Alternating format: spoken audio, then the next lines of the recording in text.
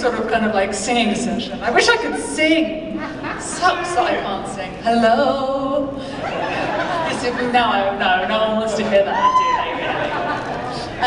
Thanks for coming. I thought there'd be no one here with just me here on my own. Well, before I just ramble on about nothing, I guess we're going to take questions from this mic, and there's a mic there, isn't there? So I guess you can come and ask me whatever you like, within reason. Well, not much reason, I'm English. Thanks for having me, guys. Come on, don't be shy. Hello. Oh yeah, well of course you'd be the first one to get up. This is Ren, we're old friends. I actually modelled my hair on her today.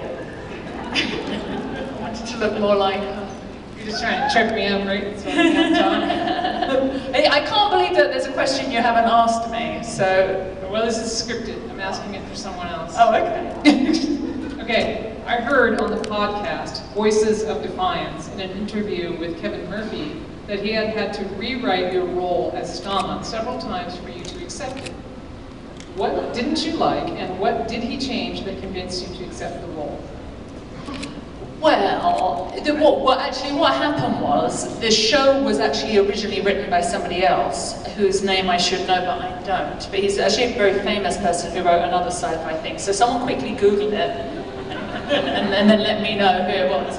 But he wrote it, and then Kevin came in, and he rewrote it. And apparently, the role of Stama in the original script was a very, very small part. And they were casting it, and they were sending the old script out for people to read. And so when it was sent to me, it was sent with a big explanation that actually it was a much bigger part, and actually this was a nothing part, and it was going to be really interesting, and this is who the character was, and she's fantastic, and Lady Macbeth, and manipulative, and clever, and you know all this amazing stuff. Basically, she was just telling me what you want to hear as a human being. You know, she's amazing. I was like, oh, okay. So he did rewrite it, and I think he fell in love with her, and so he was always tweaking with it. But I'd already worked with him actually on a TV show called Valentine, and so I was eager to work with him anyway. But no, it was a bit scary. I accepted the job really on 2 scenes that I auditioned with, which he wrote, but there was no script for me to see, so it was a little bit of a risk, but I think it paid off. Well, you're a great risk taker. Thank you. Thank you so much. Hi. Hi. So I have a question I like to ask guests. So this is my standard question. If you could go on a one-way trip, 500 years into the past or 500 years into the future, which would you pick and why? I think I'd go 500 years into the past, just because I'm so terrified about what our world is going to look like in 500 years. Once President Trump has had his way with us.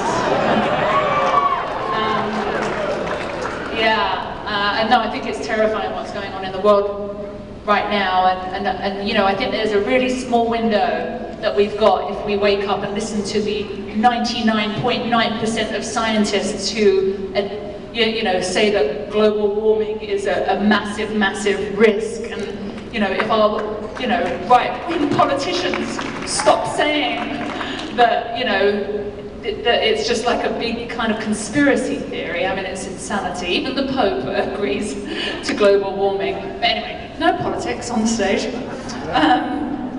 So yeah, I would definitely go back into the past. Also, as an actor, one of the things that made me want to be an actress was reading about people's lives in the past, and you know, and kind of imagining what it must have been. I mean, it was pretty brutal back then. But how long are we talking? A 24-hour period? One-way trip? Oh, one way. Ooh. I mean, do I get to choose what kind of class of person I am? I mean, yeah. I mean, there was a lot of slavery back there. You've got to be careful. I know that I came from the dregs of humanity, so I'll probably be a slave back then. Okay, think of it this way. You get 2 doors. One goes 500 years into the past. One goes 500 years into the future. And once you go through it, you're there. Yeah, one way. Yeah. No, so you might still, I mean, you don't future, do you? I mean, there's probably going to be no Amazon or anything. And I'm not